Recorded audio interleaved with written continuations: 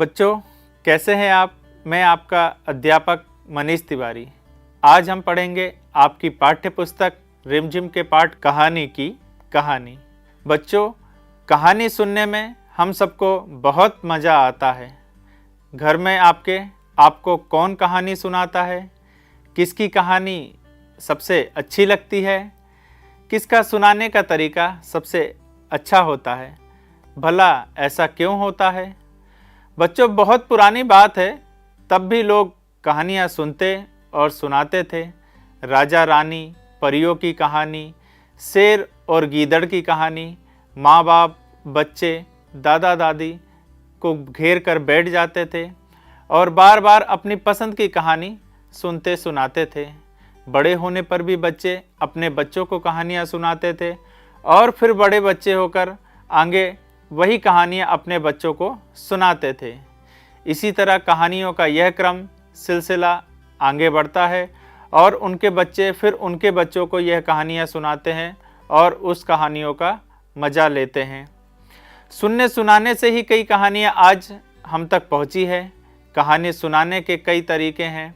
कोई अलग अलग तरीके से सुनाता है, तो कोई आवाज़ बदल कर सुनाता है, कोई आंखें मटका कर सुनाता है और कोई हाथों के इशारे करके सुनाता है, कोई हाथों से कहानियों को आगे बढ़ा बढ़ा कर सुनाता है और कोई नाच और गाकर कहानियों को सुनाता है। आज भी कई सारे लोग पुरानी कहानियों को नाच गाकर सुनाते हैं। हर जगह नाच करके ऐसे कई अलग अलग तरीक़ों से आपको कहानियाँ सुनाई जाती है। बच्चों, क्या आपके इलाके में कोई ऐसा कलाकार है जो आज भी इस प्रकार से आपको कहानियाँ सुनाता है? बच्चों, पंचतंत्र की कहानियाँ सालों से लोग सुनते और सुनाते आ रहे हैं। फिर लोगों ने सोचा क्यों ना इनको लिखकर रख लिया जाए, तभी यह संभाल कर रखी भी जाएंगी और हम इनको भूलेंगे भी नहीं। ऐसी कई कहानियों को एक साथ लिखकर रख लिया गया और उस पोथी का नाम रखा पंचतंत्र। बच्चों, पहले के समय में लोग पत्तों पर या फिर पत्थर पर या पेड़ की छाल का इस्तेमाल करते थे और खजूर के बड़े पत्ते देखे होंगे आपने, शायद इनको नरम करके इन पर लिखा करते थे। बच्चों, उस समय पेन और पेंसिल तो हुआ नहीं करते थे।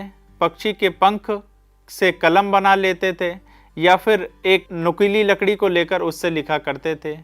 स्याही भी खुद ही बनाया करते थे। क्या आपने कहीं लकड़ी की कलम देखी है बच्चों? कई लोगों ने अपनी अपनी भाषा में इसे लिखा है, जैसे उड़िया, बंगाली, मराठी, मलयालम, कन्नड़ आदि भाषाओं में सभी ने इन कहानियों को सहेज कर रखा है। बच्चों, आइए अब हम इस कहानी से जुड़े हुए कुछ प्रश्न उत्तरों को देखते हैं।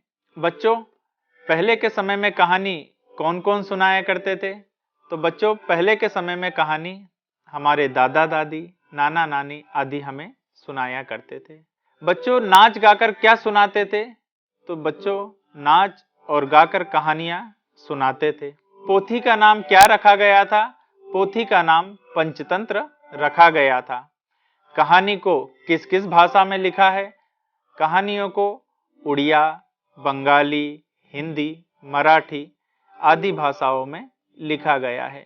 बच्चों, इस कहानी से हमें क्या शिक्षा मिलती है कि प्राचीन समय में जो बालक, बच्चे आदि हुआ करते थे, वह अपने परिवार, दादा दादी, नाना नानी के साथ मिलकर कहानियों को सुना करते थे और अपने परिवार को समय दिया करते थे।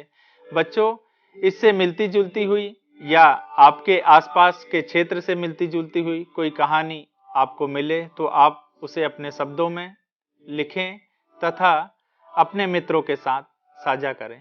पुनः किसी नई कहानी के साथ आपसे पुनः मिलेंगे। धन्यवाद।